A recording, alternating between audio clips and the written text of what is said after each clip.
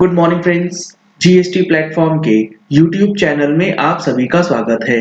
Rule 86 B को लेकर के सीबीआईसी ने मोस्ट अवेटेड क्लैरिफिकेशंस जो है वो इशू किए हैं। जी हाँ फ्रेंड्स, ये जो क्लैरिफिकेशंस हैं ये इन्होंने मिसकंसेप्शंस और रियलिटी को सामने रखते हुए किया है। आप देख पा रहे हैं स्क्रीन पे पहला क्लैरिफिकेशन जो आया है वो इसलिए आया है क्योंकि मिसकंसेप्शन क्या है इस रूल को लेकर के, large number of tax payers would be affected by this rules, यानी कि ये जो रूल लाया गया है इससे बड़ी संख्या में टैक्स पेयर्स जो है वो इफेक्ट होंगे।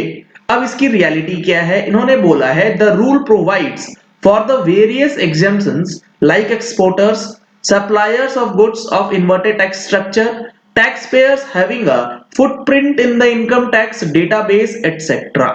यानी कि वो लोग जो कि एक्सपोर्ट करते हैं वो इस रूल के तहत नहीं आएंगे। लेकिन यहां पर ध्यान ये रखना है, अगर आप एक्सपोर्ट के साथ साथ डोमेस्टिक सेल्स भी करते हैं तो एक्सपोर्ट वाला जो टर्नओवर है वो आपको रूल 86 बी के लिए अप्लाई नहीं करना है, बट डोमेस्टिक टर्नओवर जो है वो आपको रूल 86 बी में लागू किया जाएगा। Suppliers of goods of inverted tax structure बिल्कुल सही है। अगर आप इन्वर्टेड टैक्स स्ट्रक्चर के अंदर सप्लाई करते हैं और आपने रिफंड लिया है, आपके ऊपर ये रूल नहीं लगता। इनकम टैक्स के अंदर फुटप्रिंट होने का मतलब है इनकम टैक्स के अंदर पिछले 2 सालों की किन्हीं भी एक साल में 1 लाख रुपए से ज्यादा इनकम टैक्स पे किया है तो भी ये रूल नहीं लगेगा। It is expected that this rule would be applicable to less than 0.5% of the total taxpayer base of 1.2 crore. कहने का मतलब है कि 1.2 करोड़ रजिस्ट्रेशंस जीएसटी के अंदर है, जिसमें से 0.5% के अंदर जो टर्नओवर है यानी कि 0.5% of the total tax payer से भी कम पे ये रूल लागू होगा। The rule clearly identifies where the risk to revenue is high and imposes deterrence to the fraudsters in a multi-layered fraud of passing fake ITC। Fake ITC जो बड़ी बड़ी फर्में होती हैं उसको रोकने के लिए ये काम किया गया। This rule would help to control such fraudsters who issue fake invoices and show high turnovers but have no financial credibility and flee after misusing input tax credit without making payment of tax liability in cash. यानी कि जो वो फर्में जो सिर्फ ITC purchase करती हैं और उसके अलावा कोई भी कैश पेमेंट नहीं करती है, उनको ट्रेस करने के लिए ये रूल लगाया गया है। तो ये पहला क्लैरिफिकेशन, पहला रियलिटी चेक जो है वो किया गया है। दूसरा कंसेप्शन जो था, मिसकंसेप्शन, वो था the requirement of cash payment of 1% liability will create a huge burden on small business and will increase their working capital requirement। यहाँ पे working capital requirement जो है वो बढ़ जाएगी, ऐसी बातें हो रही थी। तो इसके लिए इन्होंने बताया है the cash payment of 1% is to be calculated on the tax liability in a month and not on the turnover of the month। कहने का मतलब है कि अगर आप किसी महीने में 50 लाख से ऊपर की टर्नओवर करते हैं तो 50 लाख के ऊपर आपको 1% नहीं जमा करना है। इस 50 लाख के ऊपर लेट सपोज आपका 18% लाइबिलिटी बनना है तो लाइबिलिटी का 1% जो है वो जमा होगा। तो ये जो मिसकंसेप्शन था कि टर्नओवर के ऊपर जमा होगा, ऐसी बात नहीं है। For example, if a dealer has made a sales of rupees 1 crore of the goods whose tax rate is 12% and he is discharging his liability more than 99% through ITC, then he has to pay only rupees 12,000। यानी कि 1 करोड़ के turnover पे 12,000 रुपए आपको इस rule के तहत देना होगा। बट 12,000 रुपए भी देना तो पड़ेगा, वो भी अमाउंट आपको पेमेंट कैश में ही करना होगा।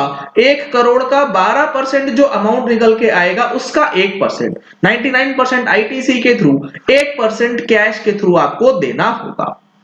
On the other hand, a composition dealer would have paid rupees 1 lakh rupees in cash with this volume of sales। जबकि अगर कोई composition tax payer है तो वो इसी चीज को लेकर के 12,000 की बजाय 1 लाख रुपए जो है वो पे करेगा, क्योंकि composition के केस में टर्नओवर का 1% आपको पे करना होता है। वहां पर टैक्स लायबिलिटी का 1% नहीं होता है। यहां पर इन्होंने क्लैरिफाई किया है कि यहां पर टैक्स लायबिलिटी का जो है वो 1% आपको देना है। तीसरा misconception, this rule adversely affects small and medium enterprises, ये सबसे ज्यादा इंपॉर्टेंट है।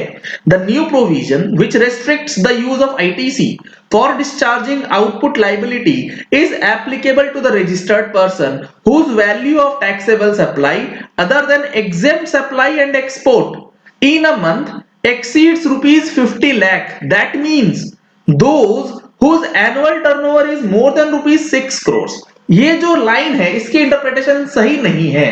जो सीबीआईसी ने ये रियलिटी करा है ये सही इंटरप्रिटेशन नहीं है। रूल ऐसा नहीं कहता है। Therefore, the rule does not apply to the micro and small medium enterprises and composition dealers। कहने का मतलब है कि जो रूल है उसमें यह बताया गया है कि अगर आपकी मंथली टर्नओवर 50 लाख रुपीस से क्रॉस कर गई है तो आपको उस महीने के लिए 1% जो है वो अमाउंट जमा करना पड़ेगा। इस कंफर्मेशन के लिए, इस क्लैरिफिकेशन के लिए अज्यूम कर लिया गया है कि कोई एक ट्रेडर है, लेट सपोज ए, उसकी 12 की 12 महीनों की जो टर्नओवर है वो 50 लाख रुपए से ऊपर है, यानी कि 6 करोड़ रुपए का टर्नओवर है। जबकि ऐसा जरूरी बिल्कुल भी नहीं है।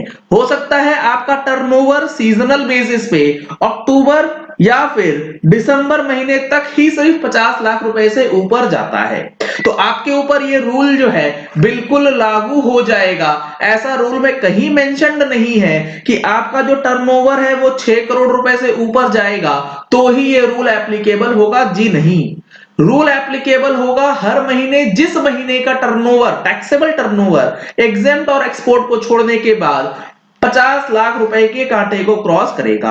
अगर आपको ये रिलीफ देनी है कि 6 करोड़ रुपए तक के टर्नओवर वालों को माफ करना है तो रूल में ये चीज मेंशन करना चाहिए कि ये जो टर्नओवर बेसिस होगा ये मंथली तो रहेगा लेकिन साथ के साथ प्रीवियस ईयर टर्नओवर जो है वो 5 करोड़ या 6 करोड़ जो भी हो वो फिक्स कर दी जाए। ये इंटरप्रिटेशन मेरे व्यू के हिसाब से सही नहीं है। यहां पर अभी कंफ्यूजन और ज्यादा क्रिएट हो सकती है।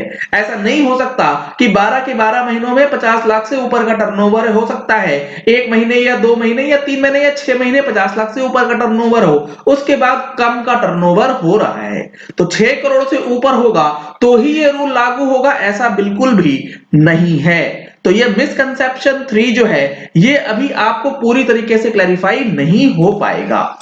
अब जो अगला है वो है all the registered person will be required to pay 1% cash liability. 1% cash liability हर किसी को जमा करना होगा। ये मैंने आपको ऑलरेडी बता दिया है कि आपको इनकम टैक्स की रिटर्न्स के हिसाब से, एक्सपोर्ट टर्नओवर के हिसाब से, इन्वर्टेड टैक्स स्ट्रक्चर के हिसाब से जो है वो बाहर कर दिए जाएंगे।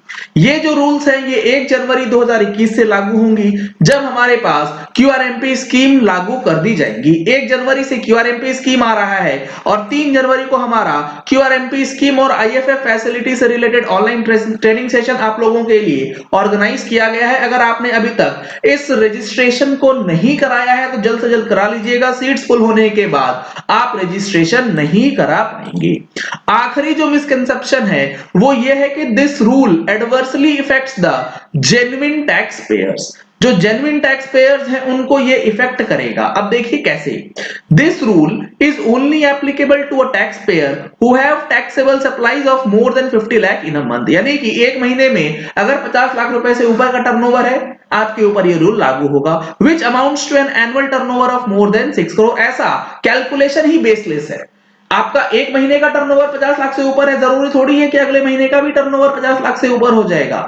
हो सकता है वो उससे कम हो। तो टर्नओवर 6 करोड़ से ऊपर अगर आपकी मंशा रही होगी, अगर आपका इंटेंशन है तो आप रूल में ये चीज मेंशन कर दीजिए। Besides the registered person falling in any of the exempted category, जो एग्जम्पशंस दी हुई हैं अगर आप उसमें फॉल करते हैं तो भी आपके लिए ये रूल एप्लीकेबल जो है वो नहीं होगा।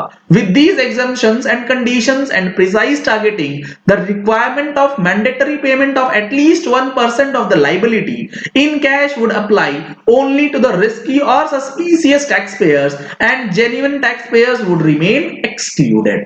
तो यहाँ पे कुछ हद तक तो चीजें सही जा रही हैं, लेकिन ये 6 करोड़ वाली जो बात है ये अभी भी पूरी तरीके से सही नहीं है। या तो रूल में अमेंड कर दिया जाए या फिर इस तरीके के रियलिटी चेक्स करने से और कंफ्यूजन जो है वो बढ़ जाएगी, क्योंकि अगर किसी का टर्नओवर 6 करोड़ से ऊपर नहीं होगा तो ये मान लेगा कि मेरा टर्नओवर तो 6 करोड़ से ऊपर है ही नहीं, इसीलिए ये रूल जो है लागू नहीं होता है, जबकि ऐसा नहीं है। इन सारे अमेंडमेंट्स को 36B हो गया और रिस्ट्रिक्शंस जो 36(4) के अंदर दी गई है, सारी चीजों को हमने जनवरी महीने की मंथली टैक्स मैगजीन के अंदर इनकॉर्पोरेट कर दी है। अगर आपने अभी तक मैगजीन सब्सक्राइब नहीं कराई है तो आपके लिए गोल्डन अपॉर्चुनिटी है। 25 दिसंबर से 31 दिसंबर के बीच हमारा new year special discount scheme चल रहा है। अगर आपको उस डिस्काउंट का बेनिफिट लेना है तो नंबर्स आपको स्क्रीन पे दिए गए हैं, इन नंबर्स पे कॉल करके आप मैगजीन जो है डिस्काउंटेड प्राइस पे सब्सक्राइब करा सकते हैं। चलिए इस वीडियो को यही एंड करते हैं। आशा करते हैं कि आपको यह वीडियो पसंद आया होगा। अगर आपको यह वीडियो पसंद आया तो इस वीडियो को लाइक और शेयर करना मत भूलिएगा, ताकि मैक्सिमम लोगों तक इंफॉर्मेशन पहुंच जाए कि रूल 86B और उसके अंदर जो मिथ्स है उसका क्या हकीकत है और वो किस तरीके से काम करेगा। अगर आपने हमारे चैनल पे फर्स्ट टाइम ट्यून इन किया है तो चैनल को सब्सक्राइब करने के लिए नीचे दिया गया रेड कलर का सब्सक्राइब बटन प्रेस कर लीजिए, साथ में जो बेल आइकन है उसे भी प्रेस कर लीजिएगा, ताकि वीडियोस की नोटिफिकेशंस आप तक रेगुलरली पहुंचती रहें। Thank you and have a nice day.